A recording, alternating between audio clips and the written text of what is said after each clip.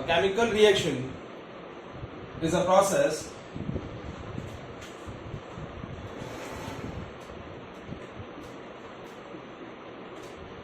through which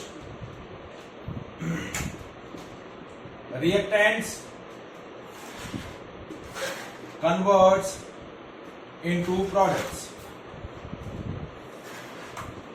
So that process is called a chemical reaction. Now what is a reactant? Reactant are those chemical substances which participate in the chemical reaction, in the chemical change.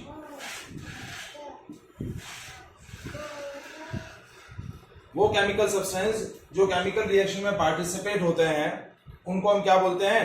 Reactants बोलते हैं. And products are those chemical substances with new properties which are formed through chemical chain.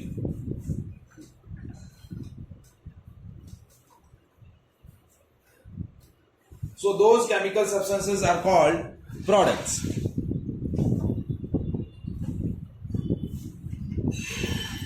So chemical reaction is a process through which reactants are converted into the products. For example, जैसे मैं एक particular example यहाँ consider करूं कि formation of water from their respective reactants. जैसे water का formation कैसे होगा? Water is formed by chemical reaction between hydrogen and oxygen. So hydrogen and oxygen are reactants and उनके केमिकल कॉम्बिनेशन से जो प्रोडक्ट बना दैट इज वाटर. तो water is a product. ठीक है. तो रिएक्टेंट्स जब प्रोडक्ट में कन्वर्ट होंगे तो वो प्रोसेस क्या बोला जाएगा आपका? Chemical reaction. देखिए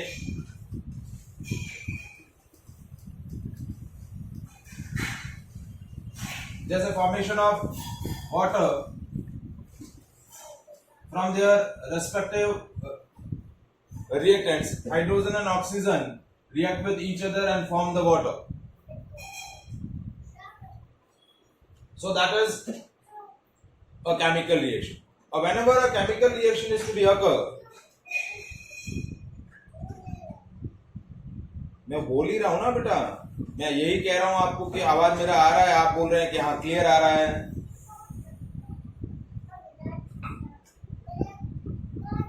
hello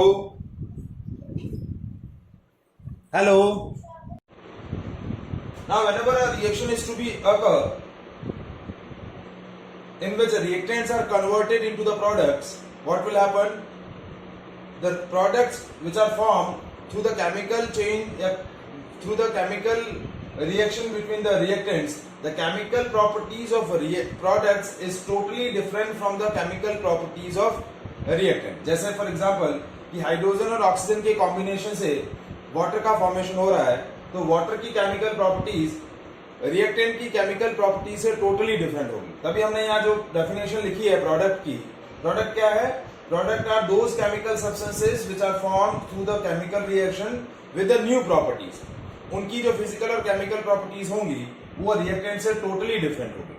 so whenever a reaction is to be occur, the chemical properties of product form is totally different from the chemical properties or physical properties of reactant. Whenever a reaction is to be occur, heat is either evolved or heat is either absorbed by the reactants or either heat is evolved by the product. There is a change in a color of the substances. There is a change in a physical state of the substances. मतलब जो reactant की physical states है हो सकता है कि product की physical state कुछ different हो. ठीक है. There is a change in a colour of the substances. Reactant के जो कलर्स हैं, प्रोडक्ट का कलर कुछ अलग हो या प्रोडक्ट हो सकता है कि कलरलेस हो. रिएक्टेंट कलरलेस है तो प्रोडक्ट हो सकता है कि कलर हो जाए. So these are the possible changes whenever a reaction is to be occur. जब भी एक रिएक्शन होगा तो ये सारे पॉसिबिलिटी है. क्या क्या पॉसिबिलिटी है देखिए. रिएक्टेंट्स के कंपैरिजन में प्रोडक्ट का फिजिकल स्टेट क्या हो सकता है, चेंज हो सकता है. क्या हो सकता है, रिएक्टेंट के कंपैरिजन में प्रोडक्ट का फिजिकल स्टेट आपका क्या होगा, डिफरेंट हो सकता है. दूसरा, कलर चेंज हो सकता है सब्सटेंसेस का. गैस का इवोल्यूशन हो सकता है. हीट एनर्जी का इवोल्यूशन या एब्जॉर्प्शन हो सकता है. These are the possible changes take place whenever a reaction is to be occur. So chemical reaction is a process through which reactants is converted into the product. So that process is called a chemical reaction. Now how to represent a chemical reaction? So representation of a chemical reaction is called chemical equation. जो हमारा जो unit का second जो part है वो है chemical equation. पहले हम केमिकल इक्वेशन डिस्कस करेंगे, फिर हम डिस्कस करेंगे the types of chemical reaction. So what is chemical equation? Anybody else कोई बताएगा what is chemical equation?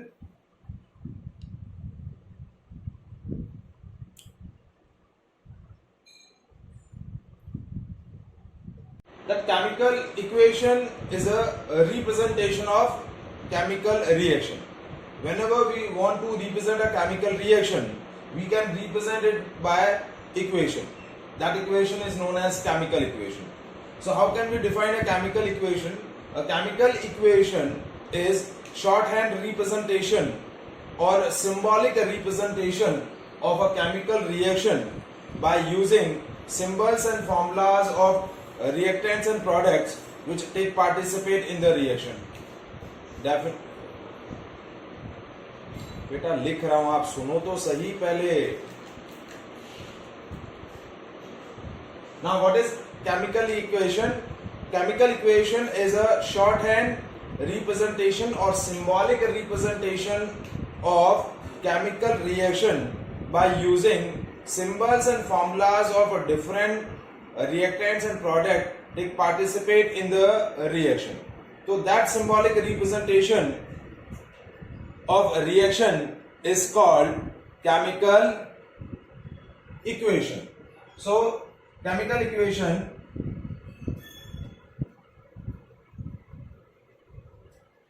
is a shorthand representation of chemical shorthand representation or symbolic representation of chemical reaction using symbols and formulas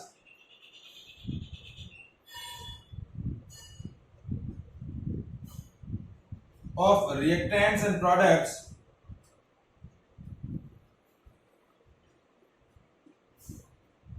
which are present in the reaction. So that shorthand representation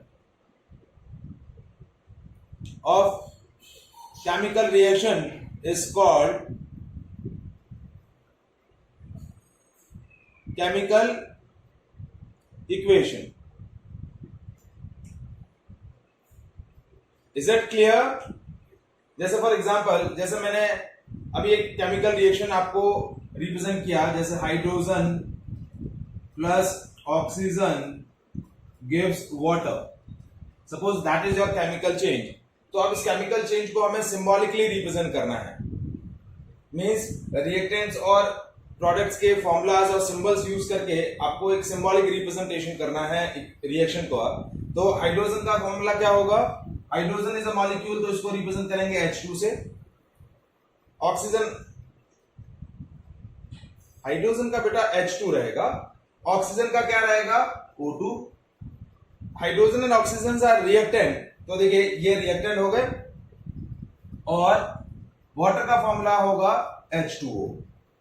तो that is a symbolic representation of a chemical reaction and that is called chemical equation. तो ये आपकी जो symbolic representation hui, that symbolic representation is called chemical equation.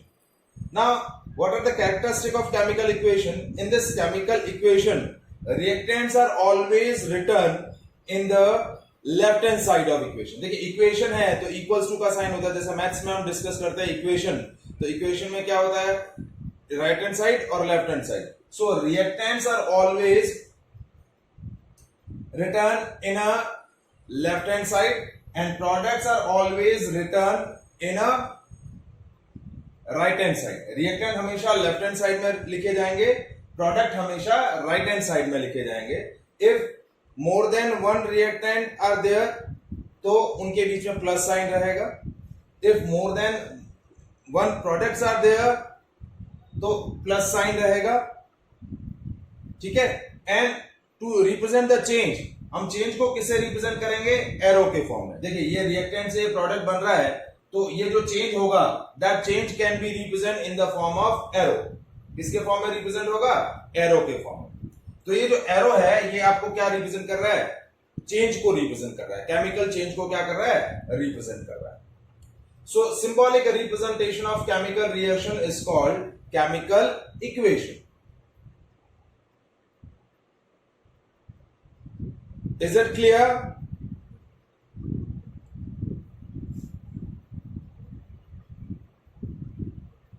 Now there are two types of chemical equation, balanced chemical equation and unbalanced chemical equation. तो types of chemical equation दो तरीके की होती है, balanced and unbalanced. देखिए next is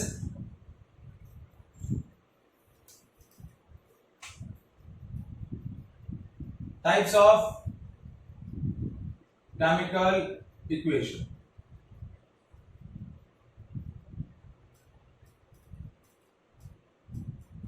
Balanced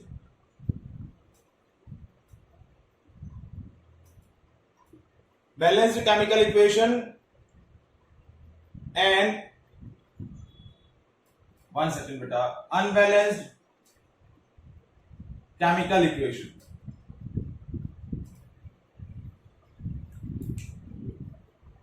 Balanced chemical equation and unbalanced chemical equation. Now what is balanced chemical equation? An equation is said to be balanced if the number of atoms of different elements in the both the side of equation are in equal amount. Different atoms जो elements के present हैं, यदि equation के दोनों side में यदि वो equal amount में है तो that equation is called balanced chemical equation. And if the number of atoms of different elements in both the side of equation are not equal or are different, then that equation is called unbalanced chemical equation. Now कैसे define करेंगे? A chemical equation is said to be balanced if number of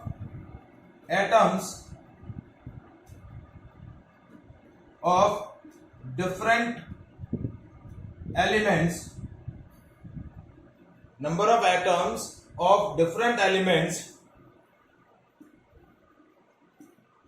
present in both the side of equation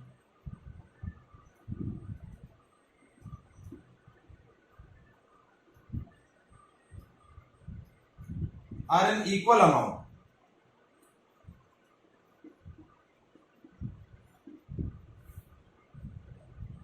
यदि आपके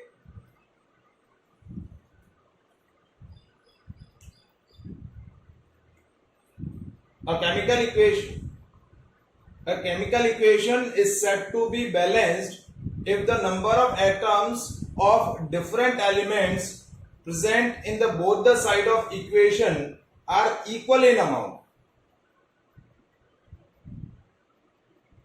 यदि दोनों side आपके different atoms जो हैं वो सेम नंबर में हैं तो वो इक्वेशन क्या होगी? Balanced equation. और यदि वो अनइक्वल अमाउंट में है तो वो क्या होगी? Unbalanced. How can we define unbalanced chemical equation? A chemical equation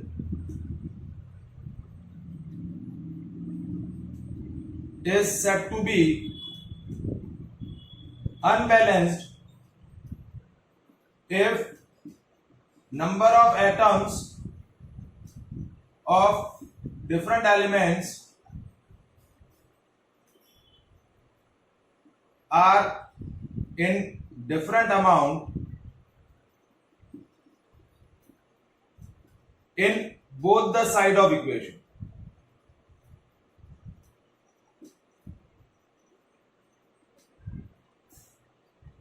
equation की दोनों साइड में जो नंबर ऑफ एटम्स हैं वो क्या हैं? डिफरेंट है, तो वो क्या होगी?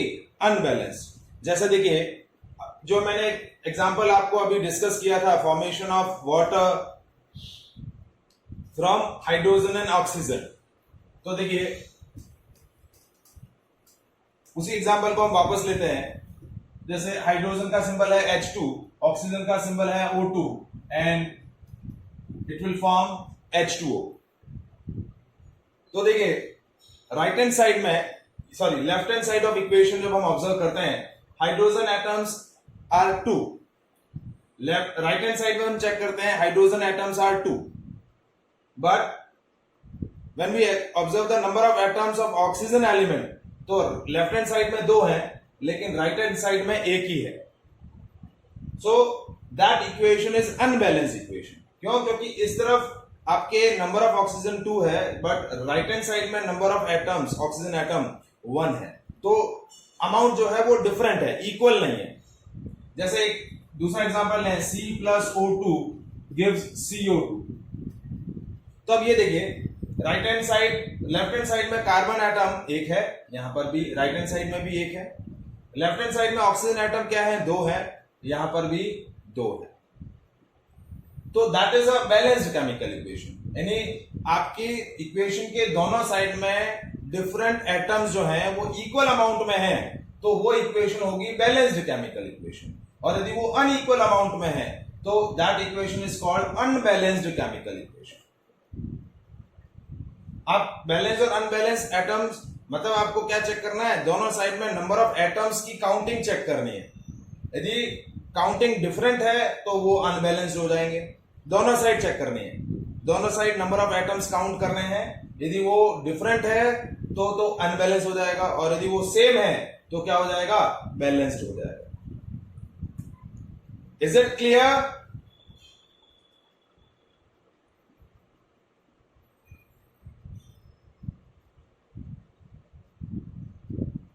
विधि समझ में आया? ठीक है। अब देखिए, जब भी हमें इक्वेशन को बैलेंस या अनबैलेंस कैटेगरी में क्लासिफाई करना है तो एक टेबुलर फॉर्मेट के अंदर एक टेबल बना के हम क्या करेंगे? एग्जामिन करेंगे कि नंबर ऑफ एटम्स इक्वल है या फिर अनइक्वल। जैसे देखिए इस तरीके की टेबल फॉर्म करेंगे। यहां हम लिखेंगे सिंबल ऑफ एलिमेंट, फिर यहां लिखेंगे number of atoms LHS side और RHS साइड। अब आपके पास इस इक्वेशन के लिए 2 एलिमेंट है, हाइड्रोजन और oxygen. Hydrogen left hand side में 2 है, राइट हैंड साइड में भी 2 है। इस तरफ ऑक्सीजन एटम 2 है, राइट हैंड साइड में 1 है। तो क्या हो गया? ये बैलेंस्ड है और ये इनबैलेंस्ड है। तो एक टेबुलर फॉर्मेट में रिप्रेजेंटेशन से आपको एग्जैक्टली आइडिया हो जाएगा कि इक्वेशन आपकी बैलेंस्ड है या फिर अनबैलेंस्ड है। Now whenever we represent a chemical reaction, it always be represent by balanced chemical equation। जब भी आपका केमिकल रिएक्शन रिप्रेजेंट होगा, केमिकल रिएक्शन हमेशा क्या होगा? it will be always represented by balanced chemical equation। why we represent a chemical reaction by balanced chemical equation? what is the necessity? जब भी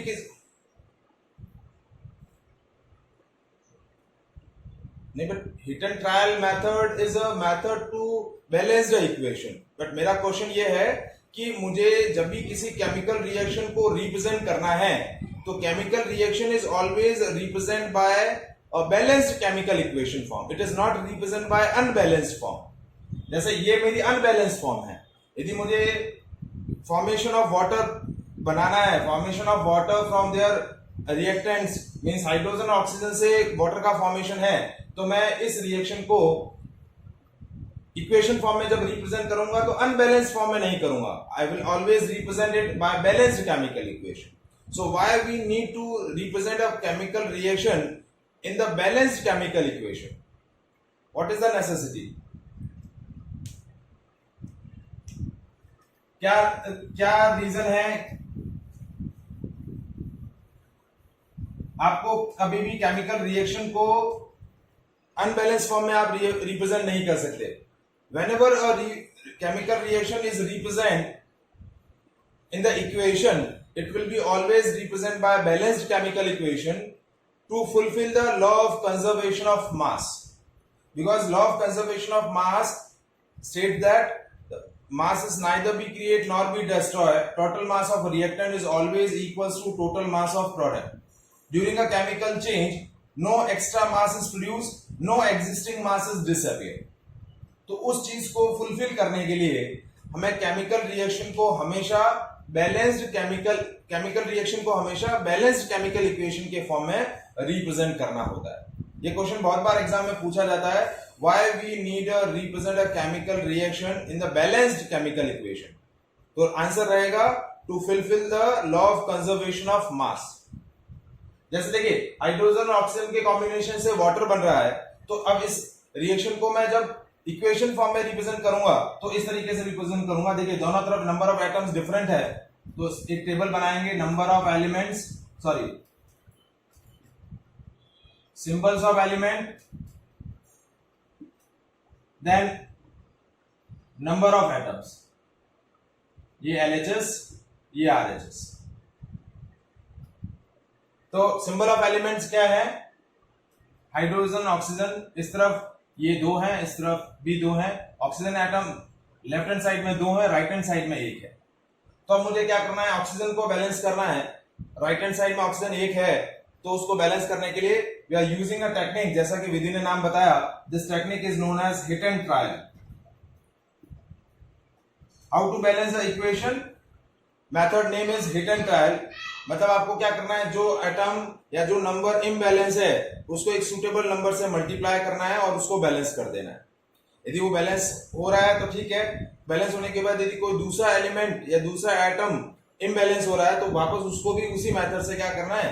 balance करना है। तो पहले हम क्या करेंगे, ऑक्सीजन को बैलेंस करने के लिए इस तरफ 2 है, इस तरफ 1 है, तो इसको 2 से मल्टीप्लाई कर देंगे। तो यहाँ ये हो गया 2 से मल्टीप्लाई, तो ऑक्सीजन इस तरफ 2 हो गए, इस तरफ भी 2 हो गए। लेकिन अब हाइड्रोजन इम्बैलेंस हो गए। हाइड्रोजन राइट हैंड साइड में 4 है, लेकिन लेफ्ट हैंड साइड में 2 ही है। तो लेफ्ट हैंड साइड में 2 की डेफिशिएंसी है, तो उसको बैलेंस करने के लिए यहां भी 2 से मल्टीप्लाई करेंगे। So this is now your balanced chemical equation. क्या हुआ? 2H2 plus O2 gives 2H2O. That is balanced chemical equation.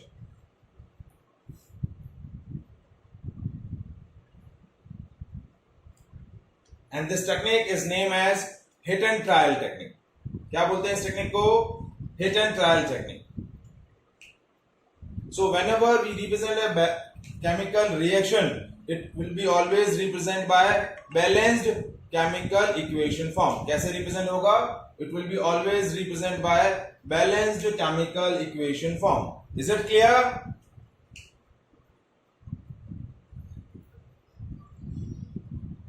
Preet, Smith, Reni,